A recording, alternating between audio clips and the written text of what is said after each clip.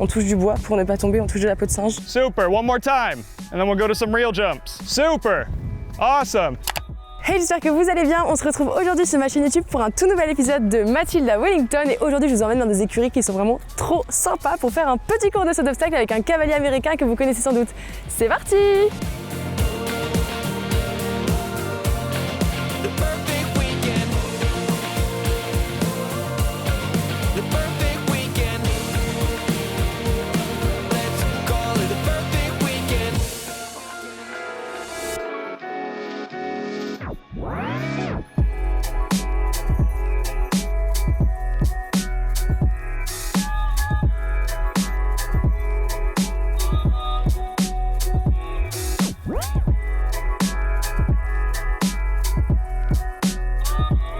I'm riding ponies usually, so that's tall.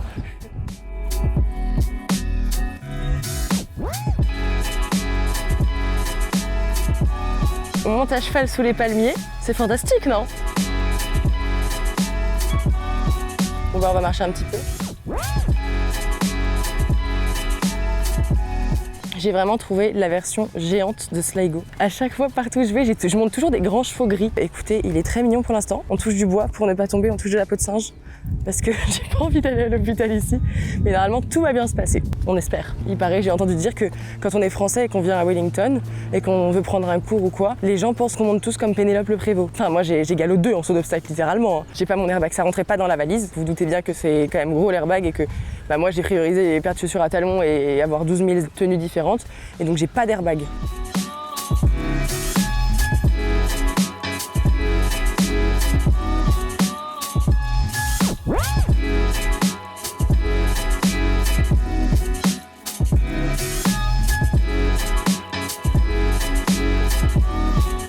Tanner, can you maybe introduce yourself so people will get to know you a little bit more? How's it going? I'm Tanner Korotkin. I'm a 22-year-old US show jumper. Yeah, I've been riding since about the age of 11. You know, I come from a big horse family and, you know, our goal is pretty big. You know, we have hopes and dreams making it to the Olympic level and, you know, we've been going pretty well so far, but it's a long road, so we'll see. Who is this today with me? This is Sento. I believe he's about 14 years old now. He's a bit of an older guy, but you know, he's done jumpers and equitation. He's just a very, very good soul and a nice horse. And yeah, see what we can do with him today. Finger crossed. Yeah. All right, so we get going here. Yeah, just start trotting around, you know, work his mouth a bit, just get a feel for how he is.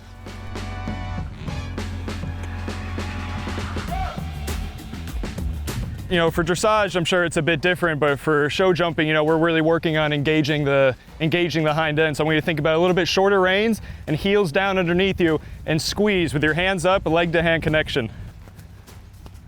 Good, make sure you squeeze with your lower leg. Squeeze with your lower leg and drop down into your heel.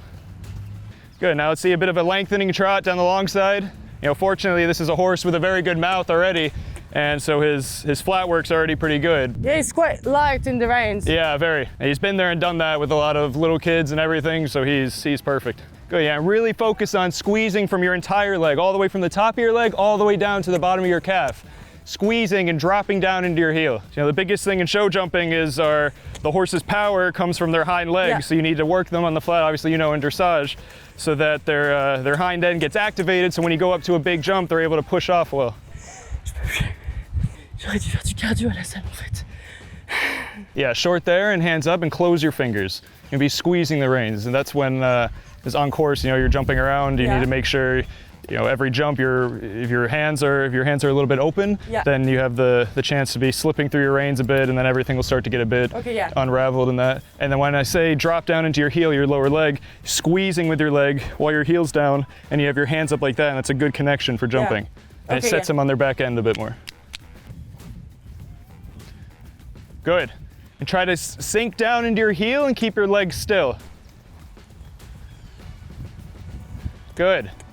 Good. Reins look much better. Good. And keep driving them up into your hand. Hands up a little bit more and squeezing your fingers shut. All right, and let them walk for a sec and we'll start cantering. All right, just pick up your left lead canter. Same idea. Everything you're doing at the trot and the sitting trot, same thing at the canter. You know, when you first pick up the canter, just get up out of the tack a bit and just open up a bit down the long side so you can let his body stretch out since he is a little bit older. Good. Great, and squeezing with your leg. And eyes up, eyes up. Good, now get a little bit more oomph there. Get going a bit. Good, and push down into your heel. Your heel's sticking up a little bit. Just push down into your heels as you're up out of the tack. Good, now go back to sitting the canter and shorten your reins and get a bit more feel of his mouth. Good, perfect.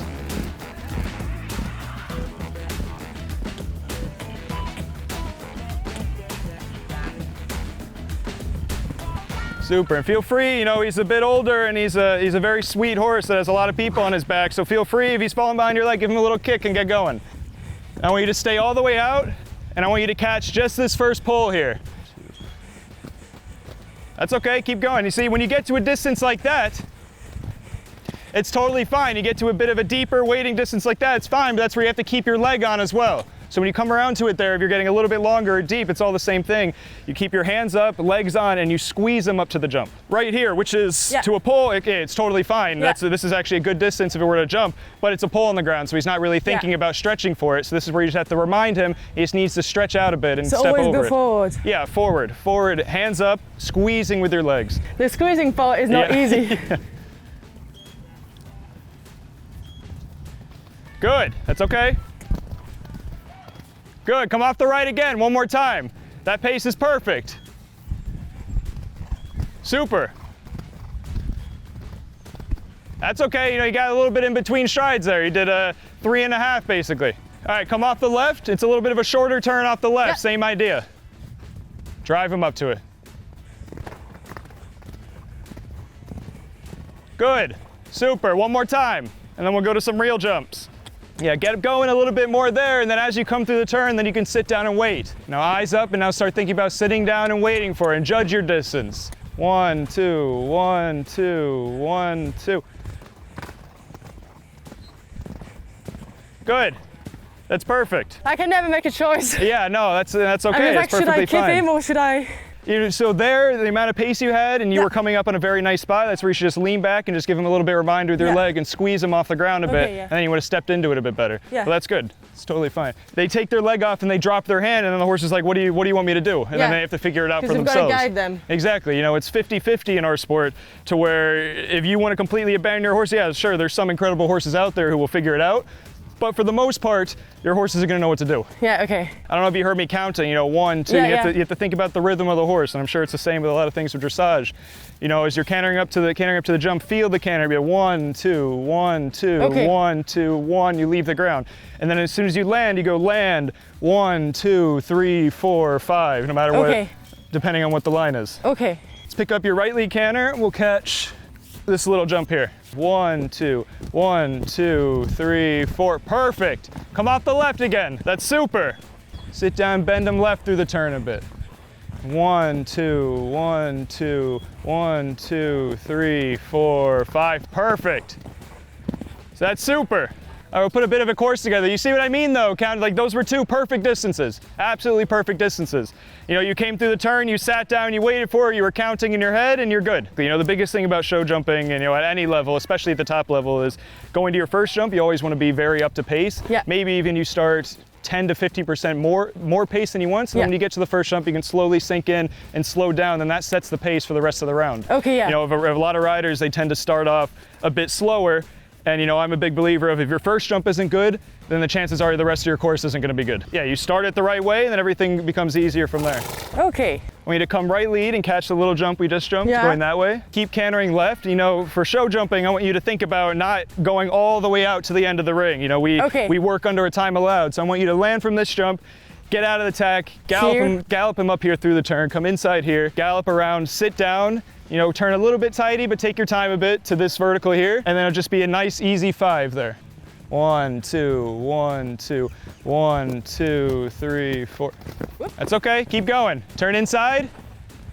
Now open them up a bit. Now stay around, get straight to this. 1, 2, 1, 2, 1, 2. 2, 3. Good. Land. 1, 2, 3, 4, 5. See, that's okay. You know, you did the 5, but I love the way you caught the first jump, and then you sat down and you made the 5 work. So that's totally okay. Because I'm always afraid if I push, Yeah. I'm gonna get a long one. Yeah. I'm gonna die there. Yeah, but that's okay. You know, it's also it's part of show jumping there. You know, you drive them off the ground with your leg, and you know sometimes long ones happen, sometimes deeper ones happen. But is it better being on a short stride or a long one? It depends on the horse you're on most of the time. The best jumpers in the world, it's better to be at a little bit of a deeper spot because they're so sharp with their front end, and then sometimes the bigger, lopier ones like a little bit of a longer distance. Okay, yeah. Come off the right lead. Let's do this again. Now I want you to try to find that one less out of this turn here and then step up in the 4 stride here. Okay. So land and don't even think about your number yet. Land, and as soon as you hit the ground, step up into the 4.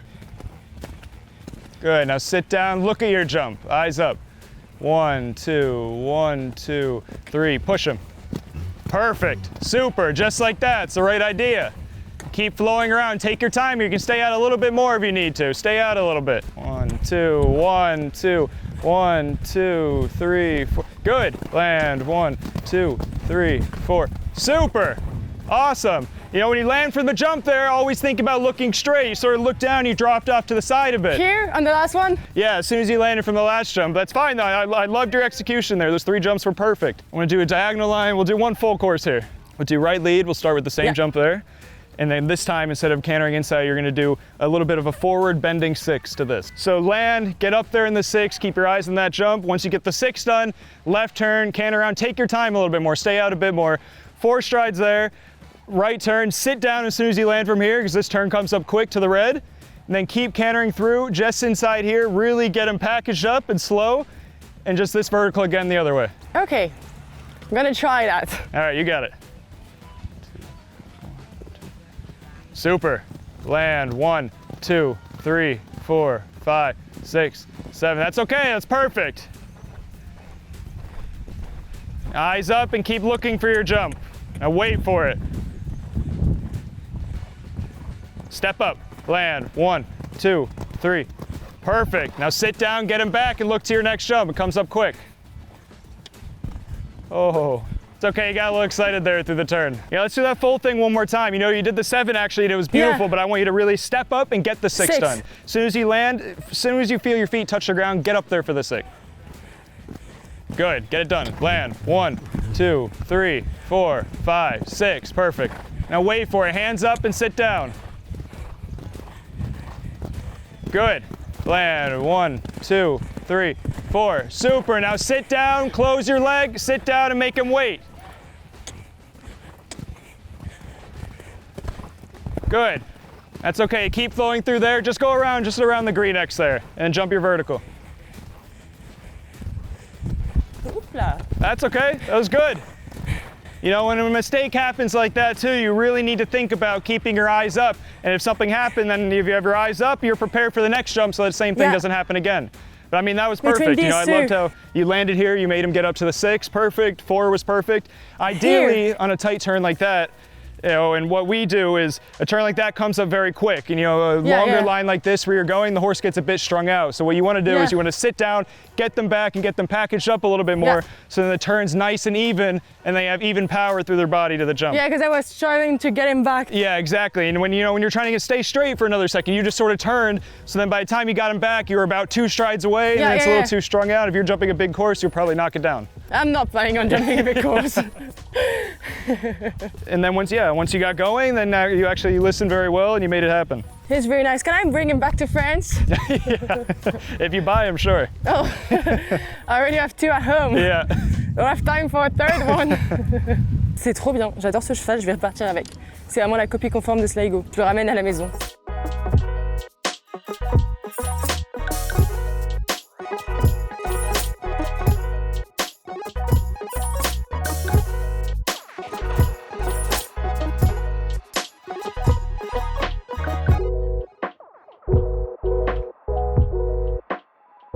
You used to do baseball before riding horses? Yeah, I played baseball, so it's always been in my family, and I actually wasn't I did not want to have anything to do with horses. And Really? my dad was a big Grand Prix rider, and then it took until I was 10 years old. I saw the World Cup finals, and I saw McLean, who I work with now, and Steve Gurdat jump at World Cup finals, and it was just incredible how they were jumping these giant jumps and how smooth it was. And I was like, yeah, okay, I want to do it. And seeing my dad in all the Grand Prix and that helped too. And so then I think I was 11, turning 12. I quit baseball and started riding every day, and went from there. Now I love it anyway. So you've been riding horses for your whole life? For my whole, I'd say I'm 22, so like 10 years. Okay, yeah. But I've always been around horses, and then I gained the love for horses probably around 13, 14. At first I started because I was just a guy who just wanted to jump big and that, and then I really got into the real stuff of the sport and grew a love for horses, and yeah, it's my life now anyways. And so what would be your best memory in competition? Like the best memory show you've ever been to as riding, not watching? Okay, I'd say I've had quite a few things that are very memorable and that I've loved. I'd say winning the 5-star qualifier in Canada at Thunderbird was a very big one for me on a new horse, which was unbelievable. And then winning the 3-star Grand Prix in Kentucky.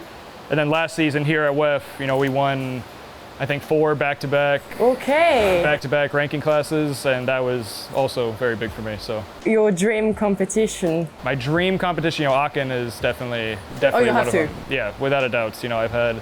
I'll see you this year. Yeah, hopefully we're trying to get the horses. My grade gets going again. Yeah, but no, Aachen for sure, and then wherever the World Games or the Olympics are.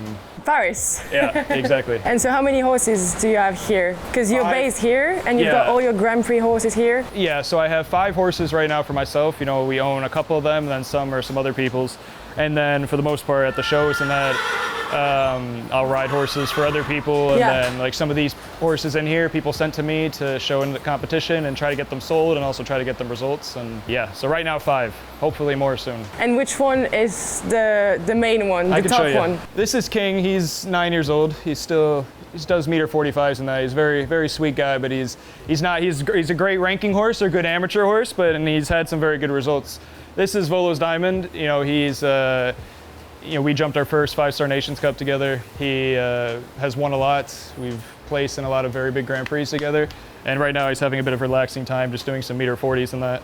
But he'll be back in the big stuff soon enough.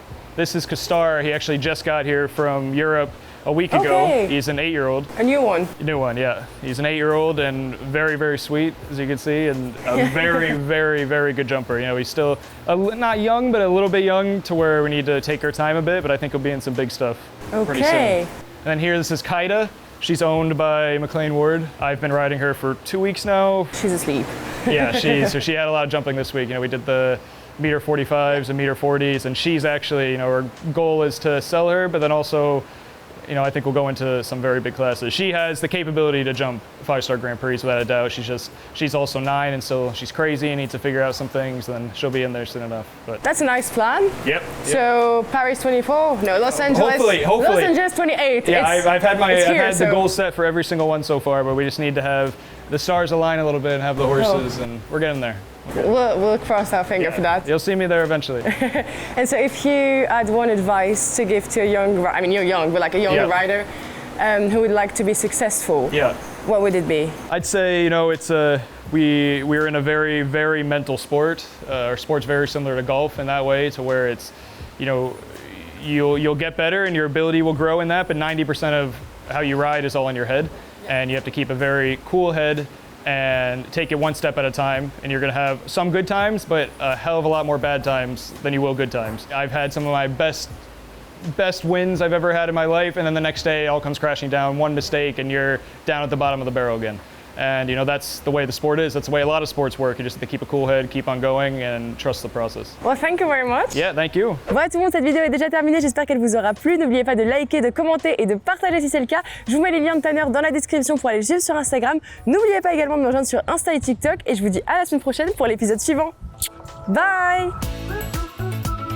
J'espère vraiment que cet épisode vous a plu et je vous donne rendez-vous dimanche prochain, même chaîne, même heure pour l'épisode suivant.